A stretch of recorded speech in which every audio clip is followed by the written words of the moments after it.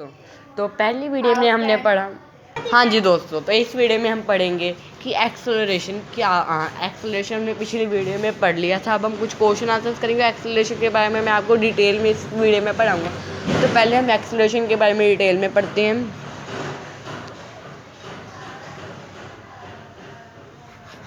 Acceleration मैंने आपको पहले वीडियो में बता दिया था कि इसकी ऐसे यूनिट होती है मीटर पर सेकेंड स्क्वायर। ये होती है एक वेक्टर क्वांटिटी होती है। और अगर एक्सेलरेशन का पॉजिटिव में है, अगर एक्सेलरेशन पॉजिटिव में है, इसका मतलब होगा कि उसकी स्पीड इंक्रीज़ हो रही है, कि उसकी स्पीड इंक्रीज़ हो रही है। और अगर एक्सेलरेशन नेगेटिव में है तो उसकी स्पीड डिक्रीज़ हो रही है, उसकी स्पीड डिक्रीज़ हो रही है। और अगर आपकी एक्सेलरेशन नेगेटिव में है, इसका मतलब इस एक्सेलरेशन को हम कहेंगे रिटार्डेशन। इस एक्सेलरेशन को हम कहेंगे रिटार्डेशन अगर ये माइनस में आए। और ऐसा यूनिट भी मैंने आपको समझा दिया है। और तो ऐसे एक्सेलरेशन के बारे में टॉपिक सारा। अब हम कुछ क्वेश्चन आंसर्स करते हैं तो मान लीजिए ए पॉइंट, ये बी पॉइंट और ये C point, A B C. पहले ये ऑब्जेक्ट रेस्ट पर था। मान लेते हैं कि ये, चलो एक राहुल एक ऑब्जेक्ट है। राहुल पहले रेस्ट पर था। वो ए पोजीशन से बी पोजीशन पर आया और उसको कितनी स्पीड से, 6 मीटर पर सेकंड की स्पीड से। और इसको कितना टाइम लगा, 30 सेकेंड्स का टाइम लगा बी तक आने में। तो आपको फर्स्ट केस, ये हमारा फर्स्ट केस हो गया। Next second case. Second case में जब राहुल बी से सी तक आया तो उसे लगे 4 मीटर पर सेकंड स्क्वायर की स्पीड से वो आया और टाइम लगा उसे 5 सेकंड का। तो आपको एक्सेलरेशन फाइंड आउट करनी है। अब आपको एक्सेलरेशन फाइंड आउट करनी है केस 1 और केस 2 में। केस 1 था हमारा ए टू बी, केस 2 में बी टू सी। तो पहले राउंड रेस्ट पर था तो हमें पता लग गया कि इसकी initial velocity 0, final velocity v तक आने में उसको 6 मीटर पर सेकंड स्क्वायर, और टाइम उसे लगा 30 सेकंड का। तो acceleration is equal to v minus c upon t, जो कि हो जाएगा हमारा 6 minus 0 upon 30 is equal to 1/5, जिसे हम लिख सकते हैं 1/5 को हम लिखते हैं 0.2 मीटर पर सेकंड स्क्वायर, क्योंकि ऐसा यूनिट इसकी स्क्वायर में होती है। और अब हम केस 2 की बात करते हैं। अगर केस 2 में हमारी इनिशियल वेलोसिटी हम लेंगे 6 मीटर पर सेकंड स्क्वायर, क्योंकि इधर 6 मीटर पर सेकंड स्क्वायर पर उसने छोड़ा था। u is equal to 6 metre पर second square, v is equal to 4 metre पर second square, v is equal to 4 metre पर सेकंड स्क्वायर, t स्क्वायर नहीं, सॉरी मैं बार बार पता नहीं स्क्वायर क्यों बोल रहा हूँ। t is equal to 5 second. T जो होगा हमारा 5 सेकेंड होगा, 5 सेकेंड में वो गया था। और ए फाइंड आउट करना है तो ये होगा v minus c upon t, जो कि हो जाएगा 4 माइनस 6 अपॉन 5। और ये आ जाएगा हमारा -2 अपॉन में 5, जो आंसर आएगा हमारा -2 upon 5 is equal to -0.4 metre पर सेकंड स्क्वायर। माइनस मतलब हम इधर एक्सेलरेशन नहीं कहेंगे, हम इधर नेगेटिव एक्सेलरेशन कहेंगे, या फिर रिटार्डेशन कहेंगे, या फिर डी एक्सेलरेशन कहेंगे। तो रिटार्डेशन इक्वल टू -0.4 मीटर पर सेकेंड स्क्वायर। तो अब हम थोड़ी एक्सेलरेशन की, मैंने वो भी आपको पहले पढ़ा दिया था कि यूनिफॉर्म एक्सेलरेशन क्या होता है और नॉन यूनिफॉर्म एक्सेलरेशन क्या होता है। मैं इधर भी आपको एक बार करा देता हूँ कि यूनिफॉर्म एक्सेलरेशन होता है कि body set to be uniform acceleration the rate of change of velocity is constant, और नॉन यूनिफॉर्म में body set to be non uniform acceleration if rate of change of velocity is not constant. और ये आपके सामने मैंने question भी show कर दिया है। तो अब टाइम आ गया कुछ क्वेश्चंस का। कि अब हम कुछ क्वेश्चन आंसर्स करेंगे ऑन द टॉपिक एक्सेलरेशन, और पीछे के टॉपिक से सारे जुड़े हुए थे।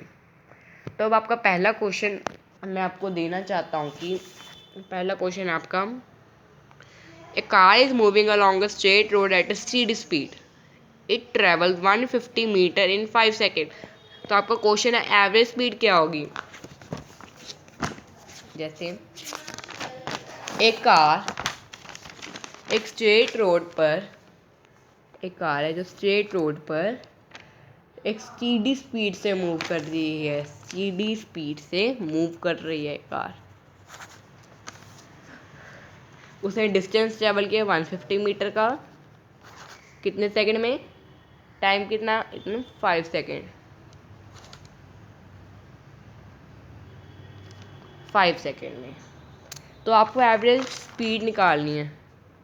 एवरेज स्पीड क्या होगी कार की, एवरेज स्पीड का फॉर्मूला होता है total distance upon total time. हमें डिस्टेंस भी दिया हुआ है, अभी तक उससे इतना ही डिस्टेंस ट्रैवल किया 150 अपॉन 5 जो आ जाएगा हमारा 30 मीटर पर सेकेंड।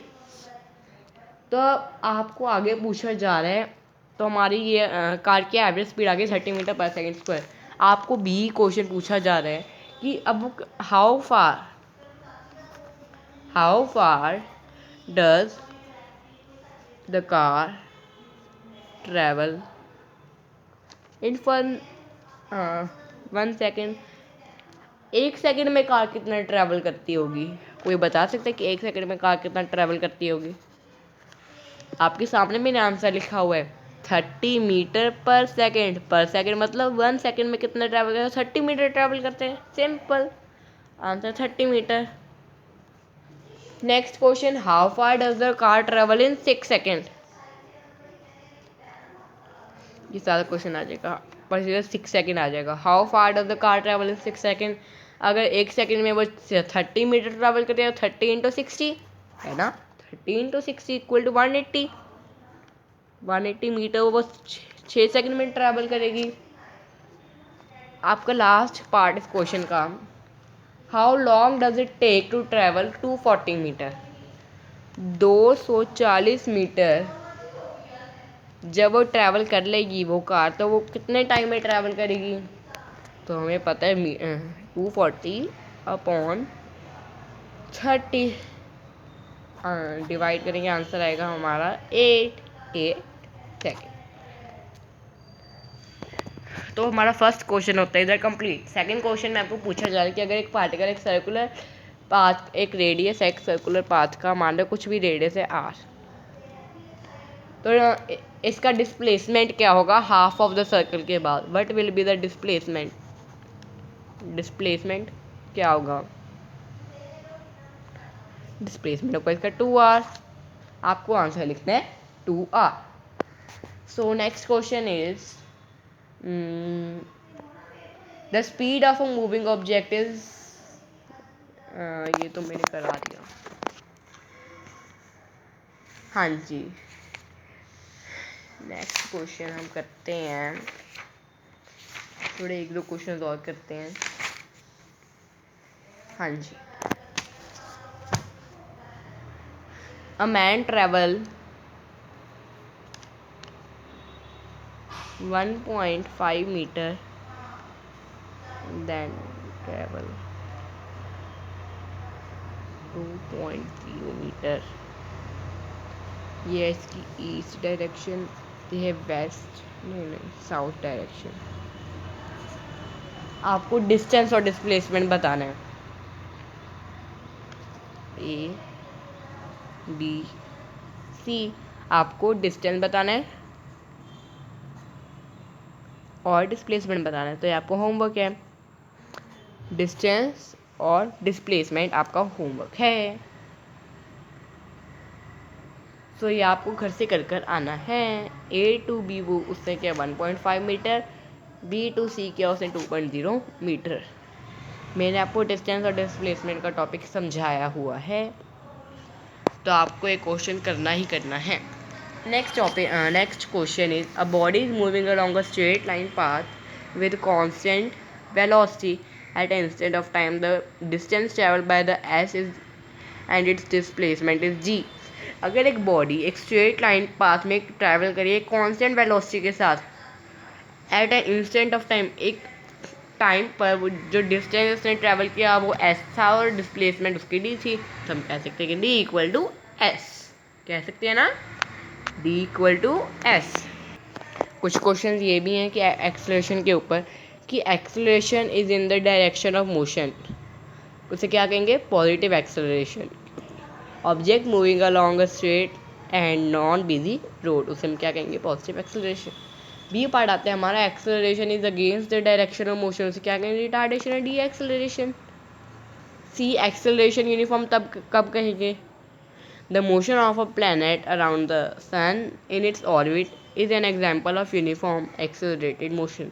तो एक्सेलरेशन यूनिफॉर्म एक्सेलरेशन मैंने आपको समझाया था, उससे क्या एक एग्जाम्पल है। एक्सेलरेशन नॉन यूनिफॉर्म जा सकती है, हाँ जी मैंने आपको ये भी समझाया था, when you are driving a car on a busy road with full of traffic.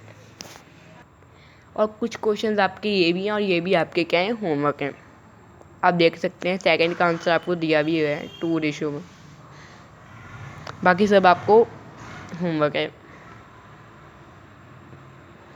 So thank you friends, आपने मेरी वीडियो देखी। इधर हमारा topic rate of motion topic fully complete होता है, हमारा rate of motion fully complete होता है। अब नेक्स्ट वीडियो में हम पढ़ेंगे ग्राफिकल मैथड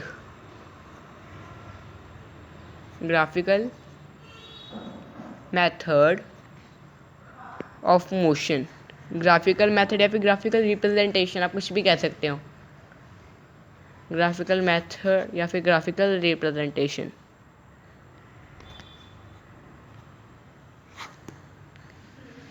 सो आपका दिन शुभ हो, धन्यवाद। मेरी वीडियो को लाइक शेयर सब्सक्राइब ज़रूर कीजिए। ये देख लीजिए, मैंने आपको एक्सेलरेशन का सारा इसकी डेफिनेशन भी दे दी है और जो हमने अभी सम किया है वो भी दे दिया है। और मैं आपको एक ये भी दिखाना चाहूँगा, हाँ जी, रेट ऑफ पॉजिटिव एक्सेलरेशन तब कब कहेंगे, जब हमारी फाइनल वेलोसिटी इनिशियल वेलोसिटी से बड़ी होगी। और रिटार्डेशन कब कहेंगे, जब हमारी फाइनल वेलोसिटी छोटी होगी इनिशियल वेलोसिटी से, हम इसे कहेंगे कि वो रिटार्डेशन में है। यू है हमारी इनिशियल वेलोसिटी, वी है हमारी फाइनल वेलोसिटी, टी है हमारी time. Acceleration is change in velocity upon time taken, तो A is equal to final velocity minus initial velocity upon time. Thank you, आपका दिन शुभ हो।